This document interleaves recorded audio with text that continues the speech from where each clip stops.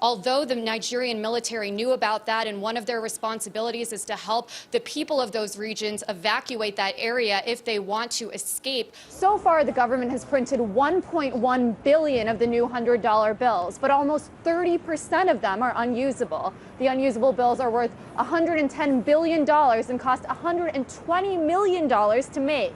In layman's terms, without using SDRs and currency baskets here, if I am an average American sitting on my couch, no, I just want you to break it down for me. Should I be freaking out that everyone's talking about ditching the dollar? I mean, how is this going to affect me? Just a few miles outside of the capital of the United States is a community. It is such a nice place. A typical upper middle class American neighborhood. Everybody's lucky to live in Arlington. A wealthy suburb where the power players of the nation's capital have some great expectations for their kids. The expectations for students and, children, teenagers, whatever it may be, that come from Arlington are a lot higher. People do what it takes to reach those goals that are set for them. Jack Labadie is a 21-year-old art student. I'm an artist. I use it when I paint or when I need to get things done. It definitely helps me. And to meet those high demands, Jack and his friends use a prescription pill called Adderall. One of my friends gave me an Adderall, and, well, it turned me from, lackadaisical just to, on speed, basically, on pharmaceutical meth. I was all over the place. Adderall is a psychostimulant prescription drug designed for people with attention deficit disorder. But these days, it's become all the rage on college campuses across the country. It's like drinking 6 black coffees, just chugging them, and just being completely wired. So what's the point of this powerful little pill? When you got tests and huge 35-page papers that need to be done in 3 days, pop one and get it done. Some studies show that up to 15% of college students are taking Adderall, some with prescriptions, but many without. I get them from friends. I usually don't have to pay for them. If I do, it's $2 or $3, so it's not a problem. And while it might not be a problem to get their hands on the pills, it is illegal without a prescription.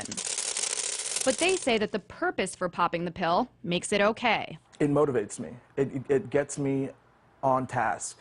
Gets me to set my priorities and one by one fulfill them. Many students on college campuses across America don't think it's a big deal to pop a few pills to get their work done. But some are starting to wonder if their generation has become too unmotivated to be productive without the help of prescription drugs. When do we hit that age when we're like, all right, it's time to stop playing around and, not have to take drugs to do my laundry? And critics of the phenomenon say that Americans should be worried about kids getting hooked. When they feel like they can't survive without it, particularly when it wasn't prescribed for you, if you don't have a medical need for it, and then you find that you can't organize your life and can't get along without it, that's a very dangerous warning sign. But for now, these guys say Adderall helps them get things done. A lot of kids these days are just, everything just comes too easy, too plainly, and they don't have any incentive or motivation even just to get up and mow the lawn, let alone do homework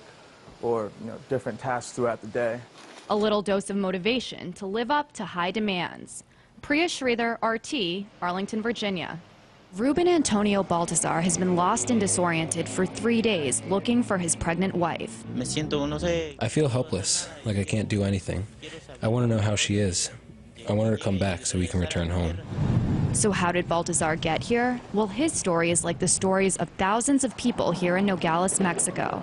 They have been left in this border town after being deported from the United States. I tried to cross the border illegally in the United States with my wife. We walked for a long time. We walked for 2 days. 2 days and 2 nights. And sometimes while illegally crossing a border, family members can get lost. I was with my wife and she began to feel sick. She's 3 months pregnant, and she began to feel sick. Our friends went ahead of us, and I left my wife behind to go find help. But the help Baltazar found ended up being Border Patrol, who then arrested, detained, and deported him back to Mexico. He has now enlisted the help of Father Donald Bollinger. The Jesuit priest has set up a haven for deported Mexicans that is known throughout town as El Comedor, or the dining room. They're really going through a traumatic experience.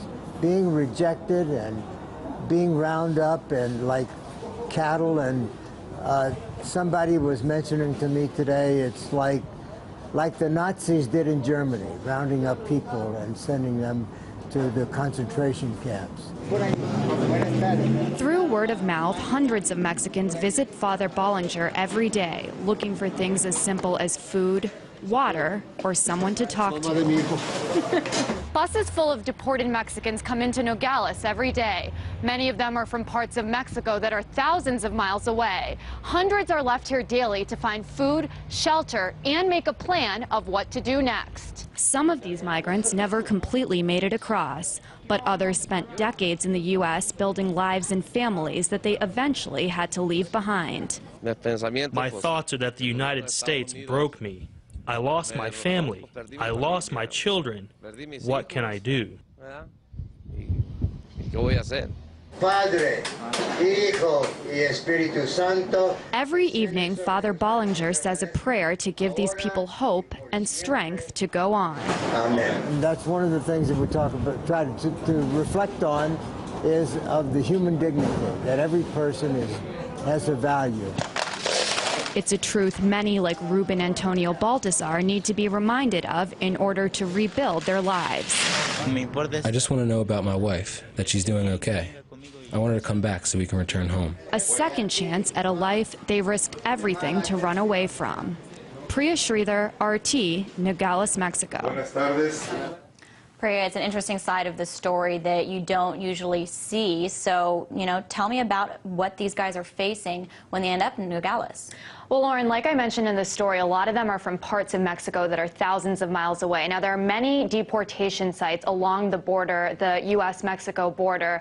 It's 2,000 miles long, and ICE, Immigration and Customs Enforcement, as I know you've been talking a lot about today, doesn't ask these people, hey, where are you from? Let me drop you in a deportation site that's convenient to you. They just put you on a bus, and you end up somewhere. And a lot of these people speak indigenous languages or certain dialects where they can't even communicate with other people in Nogales. So they're literally dropped in Nogales, trying to figure out exactly where they are, have trouble communicating with people. Also, I should mention that they have lots of very serious injuries when they get caught in the process of illegally trying to cross.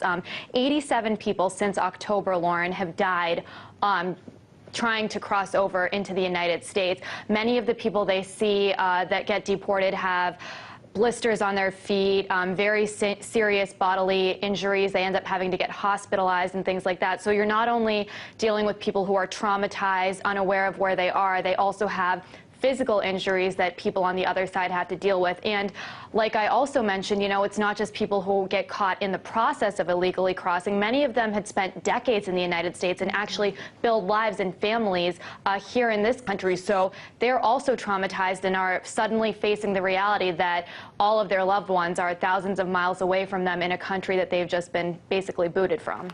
It's the sound Americans love to hear, the sound of the latest laptop or the newest netbook. Studies show that these days, the useful lifespan of a computer is only 2 years. And every day, Americans dump their junk in the hope of keeping up with the Joneses, tallying up to a total of 3 million tons of electronic waste every year. But where does it all go? Welcome to Seelampur, a predominantly Muslim, mostly poverty-stricken area of East Delhi, where thousands of Indians come to turn trash into what they see as a tiny treasure. My work is collecting these electronic scraps and dismantling them. That's how I make my living. Muhammad Azam is 32 years old and has been tearing apart this trash for 10 years. In a day, we get goods worth rupees 400 to 500. Split between friends, Azam can sell the raw materials and make about $1 a day. Unlike regular trash that can simply be tossed away, in many developed countries, including parts of the U.S., electronic waste must be sent to a special collection agency that is supposed to responsibly recycle the parts. However, while it can cost these agencies anywhere from $15 to $30 to properly recycle a computer, they can actually make the same amount if they ship it to a developing country like India, where eager buyers think they can turn a profit on the goods. Delhi is fast becoming one of the biggest e-waste dumping sites in the world. Trash from developed countries comes here to India, where those with few options for survival hope to cash in on this junk. And even though it's illegal under the Basel Convention to ship hazardous material to India, companies define the junk as secondhand goods or mixed metals to customs officials to get away with it. Many countries feel that they need the second-hand computers because they feel it's low way of putting computerization in the country. But what they get in exchange for that is really junk. Ravi Agarwal is the director of Toxics Link, a group dedicated to protecting migrant workers from the dangers of electronic waste. In Delhi, workers hammering away, putting strong acids, exposing themselves to fume, all kinds of occupational hazard. It's a reality most of these workers know all too well. But for them, it's a dirty job that, at least for now, gives them a means to survive. I know what I do is not good for my health, but I have no other source of income. No other job, so I have to do something or the other. A horror that those with no choices are sometimes forced to accept. Priya Sridhar, RT, New Delhi, India.